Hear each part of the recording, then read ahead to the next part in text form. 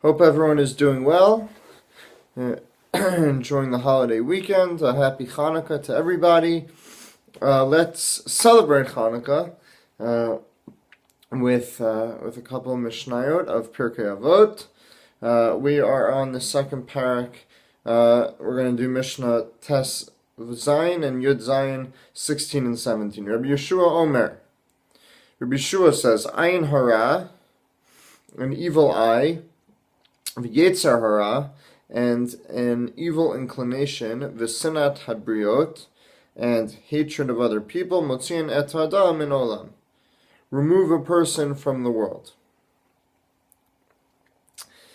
What does ayin hara mean? So here, there's different understandings of what it can mean. There's ayin hara, which people sometimes say is if you look at what someone has in a jealous sort of way, then you are causing an ayin hara, that harm might come to their object.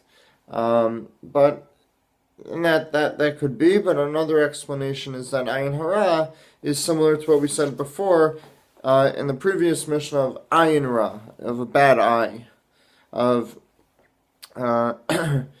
not being happy for other people.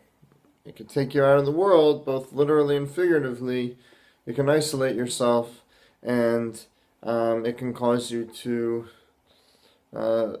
distance yourself, which could ultimately lead to sin down the road. V'yetzer hara, the evil inclination, that's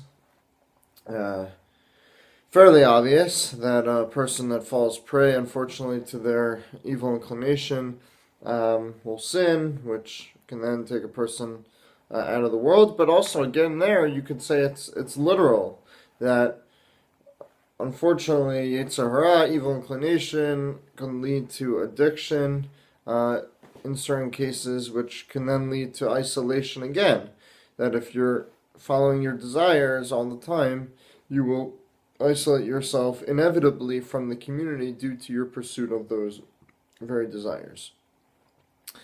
V'sinat habriot, the last thing is hating other people. Again, figuratively and literally.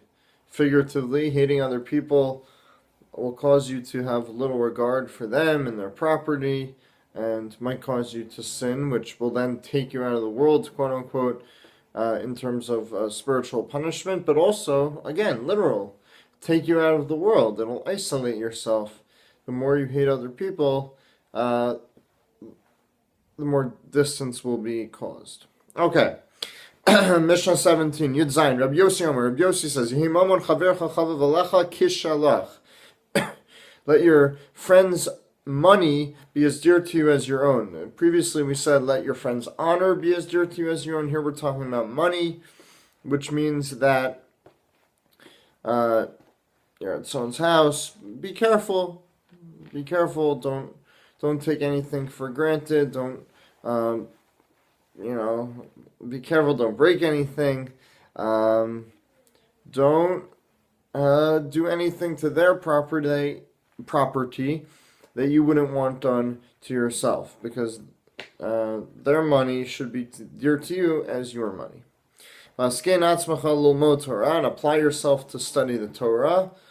Yes, Torah is an inheritance to the entire Jewish people, and yet you have to activate it. All right? It doesn't mean you automatically get it. It doesn't mean that the Torah knowledge and learning is automatically deposited in our accounts just because we're Jews. The potential for it is there, but we still have to go out and get it. So you have to apply yourself to study the Torah. You have to prepare. You have to apply yourself. It doesn't come 1, 2, 3. She'ena Yerushalach. Again, it's not yours by inheritance. It is a heritage.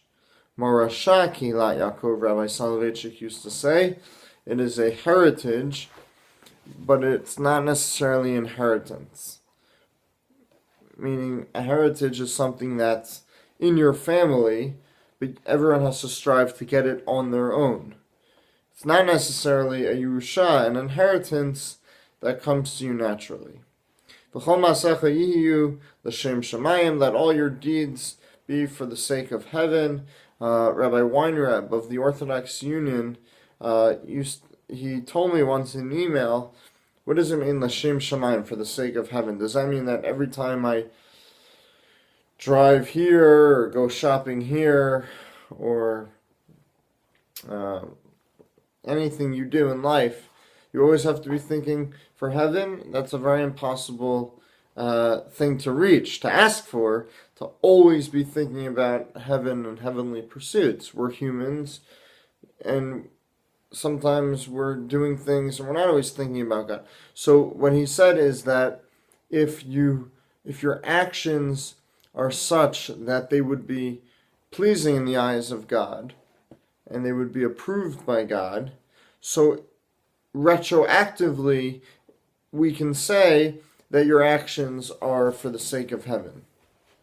That if you're going out, earning a living, providing for your family, tending to your religious requirements, so all these things and the things that come in between them are all part of L'Shem Shamayim, are all part of the sake of heaven, by way of there being positive things in life.